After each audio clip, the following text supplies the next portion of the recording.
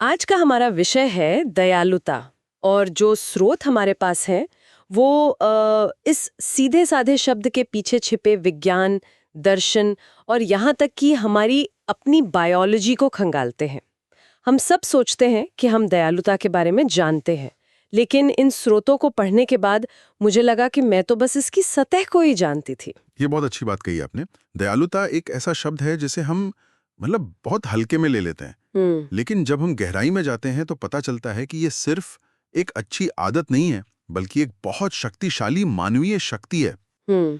आज हमारी कोशिश यही रहेगी कि हम इस शक्ति के वैज्ञानिक, सामाजिक और आध्यात्मिक पहलुओं को एक साथ जोड़कर देखें। बिल्कुल। और चलिए शुरुआत एक बहुत ही दमदार विचार से करते हैं। हाँ। हमारे स्रोतों में से एक में गोस्वामी तुलसीदास को उद्धृत किया गया है, दया धर्म का मूल है। हाँ, ये लाइन तो हम सब ने सुनी है, लेकिन इसका असली मतलब शायद ये है कि दया किसी एक धर्म की बात नहीं, बल्कि हर नैतिक व्यवस्था की, हर सिस्टम की नींव है।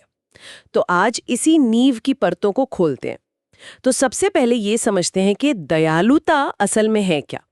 इन स्रोतों को पढ़ने से पहले मैं इसे बस दूसरों के लिए बुरा महसूस करने जैसा कुछ समझती थी, लेकिन इसमें एक बहुत बड़ा फर्क है ना? ये सिर्फ एक भावना नहीं है। आप बिल्कुल सही पकड़ा, यही सबसे बड़ा भ्रम है।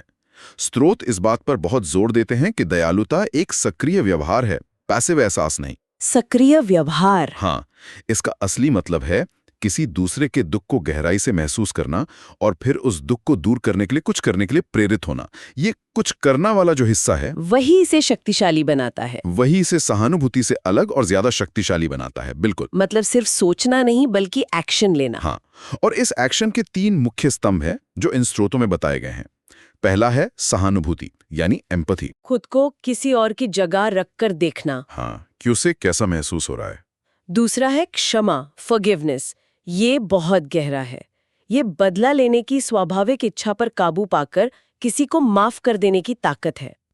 और तीसरा है उदारता, जेनरोसिटी, यानी बिना किसी स्वार्थ के अपना समय, संसाधन या ऊर्जा दूसरों को देना। जब ये तीनों मिलते हैं तब जाकर सच्ची दयालुता बनती है। यहां से चीजें वाकई दिलचस्प होनी शुरू होती है। मुझे सबसे ज्यादा हैरान इस बात ने किया कि दयालुता का हमारे शरीर पर एक सीधा वैज्ञानिक असर होता है। ये कोई हवाई बात नहीं है, इसके पीछे बाकायदा केमिस्ट्री है। ये पहलू तो कमाल का है।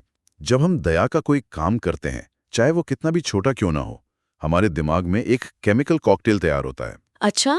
सबसे पहले ऑक्सीटोसिन रिलीज होता है, जिसे लव हार्मोन भी कहते हैं। हाँ, सुना है इसके बारे में, बॉन्डिंग हार्मोन। बिल्कुल, ये वही हार्मोन है जो माँ और बच्चे के बीच के बंधन को मजबूत करता है, और ये हमारे दिल के लिए भी अच्छा है।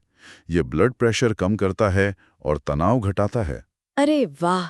मतलब जब हम किसी की मदद करते हैं तो हमें जो अंदर से एक सुकून या खुशी मिलती है, हाँ, वो सिर्फ एक एहसास नहीं है, उसके पीछे असली साइंस है। ये तो कमाल की बात है। बिल्कुल।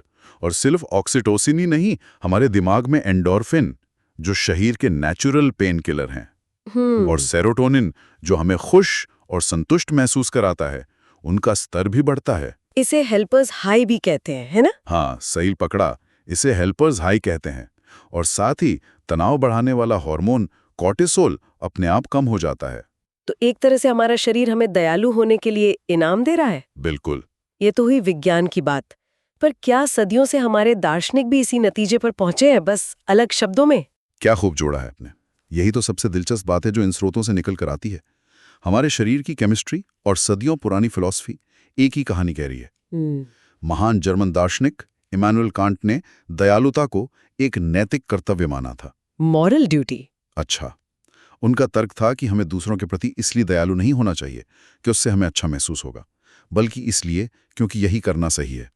ये एक सार्वभौमिक नियम होना चाहिए। ये तो लगभग वैसी ही बात हुई जिसे हम गोल्डन रूल कहते हैं। हाँ, दूसरों के साथ वैसा ही व्यवहार करें जैसा आप अपने लिए चाहते हैं। बिल्कुल। कांट जिसे नैतिक कर्तव्य कहते थे, हमारा मस्तिष्क उसे ऑक्सीटोसिन रिलीज करके पुरस्कृत करता है। वाओ! यानी जो नैतिक रूप से सही है वो बायोलॉजिकली भी फायदेमंद है। यह हमें स्वार्थ बनाम परोपकार की पुरानी बहस पर भी ले आता है। भले ही दयालुता से हमें खुशी मिलती हो, लेकिन इसका मुख्य उद्देश्य हमेशा दूसरे का भला करना होता है। यह एक खूबसूरत संतुलन है। ठीक है, तो दयालु होना हमारे लिए अच्छा है, मानसिक रूप से भी और शारीरिक रूप से भी। लेकिन एक व्यक्ति के दयालु होने का समाज पर क्या असर पड़ता है? क्या एक छोटा सा अच्छा काम वाकई कोई बड़ा बदलाव ला सकता है? ये एक बहुत जरूरी सवाल है और स्रोत इसके जवाब में दो बहुत शक्तिशाली विचार देते हैं। पहला है काइंडनेस बूमरैंग। Kindness boomerang? ये एक आसान सा विचार है कि आप दुनिया में जो ऊर्जा भेजते हैं वही घूमकर आपके पास वापस आती है। जब आप दया दिखाते हैं तो ये एक सकारात्मक माहौल बनाता है जो देर सवेर आप तक भी पहुंचता है। ये काइंडनेस बूमरैंग वाली बात तो समझ आती है कि अच्छा करो तो अच्छा मिलेगा, लेकिन क्या इसका असर सिर्फ हम तक ही सीमित रहता है या ये फैलता भी है? हाँ, और यहीं पर दूसरा और शायद ज्यादा महत्वपूर्ण विचार आता है, trickle up effect. Trickle up effect? हाँ, जब आप किसी एक व्यक्ति की मदद करते हैं तो उसका असर सिर्फ आप दोनों तक नहीं रहता। वो व्यक्ति जिसे मदद मिली है उसके भी आगे किसी और की मदद करने की संभावना बढ़ जाती है। पेड फॉरवर्ड, दिवकुन। इसे पे इट फॉरवर्ड भी कहते हैं। ये दयालुता की एक चेन रिएक्शन शुरू कर देता है जो समाज में नीचे से ऊपर की ओर फैलती है। ये पेड फॉरवर्ड का आइडिया सुनने में तो बहुत अच्छा लगता है, फिल्मों में भी देखा है, लेकिन क्या ये असल जिंदगी में भी काम करता है? क्या हमारे स्रोत सिर्फ थ्योरी की बात कर रहे हैं? ये एक जायज सवाल है और स्रोत बताते हैं कि कई सामाजिक प्रयोगों में ये साबित हुआ है। अच्छा। एक स्टडी में एक व्यक्ति ने कॉफी शॉप में किसी अजनबी के लिए कॉफी खरीदी और फिर उस अजनबी ने आगे किसी और के लिए कुछ अच्छा किया और ये चेन कई लोगों तक चली। वाह! ये दिखाता है कि दयालुता संक्रामक होती है, एक अच्छे वायरस की तरह। ये तो बहुत शक्तिशाली विचार है। अगर ये समाज में काम करता है तो इसका असर हमारे काम करने की जगहों पर भी होना चाहिए। वर्क प्लेस और लीडरशिप के बारे में भी स्रोतों में कुछ दिलचस्प बातें थीं। हाँ, और ये आज के कॉर्पोरेट कल्चर के लिए बहुत प्रासंगिक है। स्रोत बताते हैं कि एक दयालु कार्यस्थल सिर्फ एक अच्छा कार्यस्थल नहीं होता, बल्कि एक ज्यादा प्रोडक्टिव कार्यस्थल होता है। जहां कर्मचारी एक दूसरे का सम्मान करते हैं और मदद करते हैं, वहां तनाव कम होता है, लोग रचनात्मक जोखिम लेने से नहीं डरते और एक टीम की तरह काम करते हैं। कार्यस्थल की बात करें तो क्या स्रोत कोई उदाहरण देते हैं? मतलब एक दयालु बॉस असल में करता क्या है जो दूसरे नहीं करते? ये सिर्फ नाइस होने से अलग कैसे है? बहुत अच्छा सवाल है। नाइस होना अक्सर टकराव से बचना होता है, जबकि दयालु होना मुश्किल बातें भी सम्मान के साथ करना है। अच्छा। एक नाइस बॉस शायद किसी कर्मचारी की गलती पर कुछ नहीं कहेगा, लेकिन एक दयालु नेता उस कर्मचारी को अकेले में बुलाकर समझाएगा। ओके। देखो, यहाँ तुमसे गलती हुई, लेकिन मैं तुम्हें बेहतर बनाने में मदद करना चाहता हूँ। बताओ तुम्हें किस चीज की जरूरत है। मतलब वो उसे आगे बढ़ने में मदद कर रहा है। हाँ, एक दयालु नेता अधिकार से नहीं बल्कि विश्वास और सम्मान से नेतृत्व करता है। वो अपनी टीम को सिर्फ एक संसाधन नहीं बल्कि इंसान समझता है। हमने बायोलॉजी की बात की, फिलॉसफी की, समाज और दफ्तर की भी बात कर ली। ऐसा लगता है कि इन सबके पीछे गहरा आध्यात्मिक धागा भी है जो इन सबको जोड़ता है। निश्चित रूप से। लगभग हर आध्यात्मिक और धार्मिक परंपरा में दयालुता को एक ईश्वरीय गुण माना गया है, डिवाइन क्वालिटी। ये माना जाता है कि जब हम दयालु होते हैं तो हम उस परम शक्ति के सबसे करीब होते हैं। भारतीय दर्शन में ये कर्म के नियम से गहराई से जुड़ा है। हर दयालु कार्य एक पुण्य या शुद्ध कर्म है जो हमारे आध्यात्मिक विकास में मदद करता है। और यहीं पर वसुदेव कुटुंबकम का वो महान विचार भी आता है ना? बिल्कुल सही। वसुदेव कुटुंबकम का मतलब है पूरी दुनिया एक परिवार है। हाँ। दयालुता इस दर्शन को जीने का तरीका है। अगर हम सच में मानते हैं कि हर इंसान, हर जीव हमारे परिवार का हिस्सा है, तो उसके प्रति दया का भाव अपने आप आ जाएगा। तब दयालुता कोई प्रयास नहीं बल्कि हमारा स्वभाव बन जाती है। ये हमें मैं और पराया के भेद से ऊपर उठाती है। और ये देखकर अच्छा लगता है कि ये महान विचार सिर्फ किताबों तक सीमित नहीं रहा। ये अब एक वैश्विक आंदोलन का रूप ले चुका है। हाँ, ये बहुत उम्मीद जगाने वाली बात है।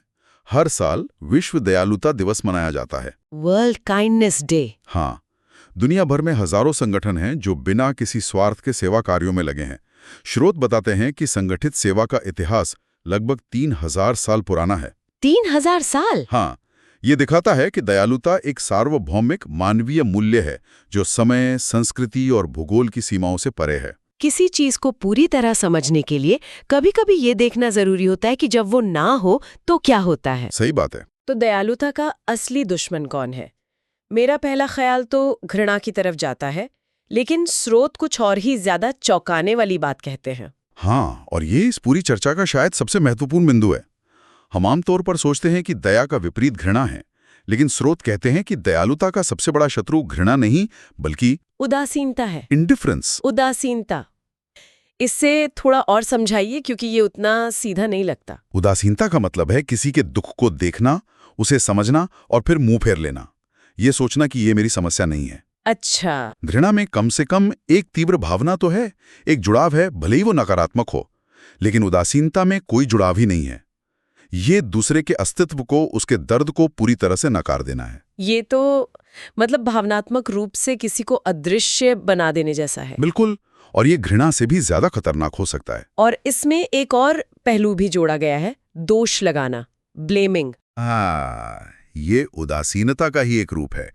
जब हम किसी को उसकी बुरी हालत के लिए दोष देते हैं, जैसे किसी गरीब को उसकी गरीबी के लिए, या किसी बीमार को उसकी बीमारी के लिए। हाँ, तो हम असल में खुद को उसकी मदद करने की जिम्मेदारी से आजाद कर रहे होते हैं।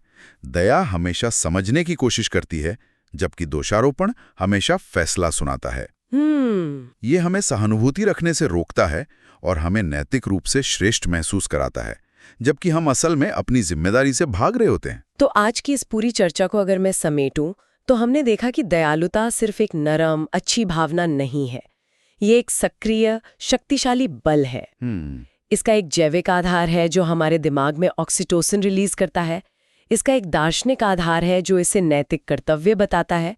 और इसका एक सामाजिक प्रभाव है जो पेड फॉरवर्ड के जरिए दुनिया को बदल सकता है। सही। ये हेल्पर्स हाई से लेकर वसुदेव कुटुंबकम के वैश्विक सिद्धांत तक फैला हुआ है। आपने इसे बहुत खूबसूरती से समेटा है। और अंत में श्रोताओं के सोचने के लिए एक विचार। श्रोतों में दयालुता के 3 आयामों का जिक्र है: स्वयं के प्रति दयालुता, दूसरों के प्रति दयालुता और प्रणालियों के प्रति दयालुता। सिस्टम्स, प्रणालियों के प्रति। हाँ, हम अक्सर पहले 2 पर तो बहुत ध्यान देते हैं, खुद का ख्याल रखना और दूसरों की मदद करना। लेकिन सोचने वाली बात ये है, क्या होगा अगर हम अपनी सामाजिक, आर्थिक और पर्यावरणीय प्रणालियों के प्रति भी वैसी ही सक्रिय दया और करुणा दिखाना शुरू कर दें जैसी हम एक व्यक्ति के प्रति दिखाने की कोशिश करते हैं? ये एक बहुत गहरा सवाल है। वो कौन सी प्रणालियां हैं जो लोगों को चोट पहुंचा रही हैं और उनके प्रति दयालु होने का क्या मतलब होगा? इस अदृश्य, प्रणालीगत दयालुता का हमारे साझा भविष्य पर क्या प्रभाव पड़ेगा?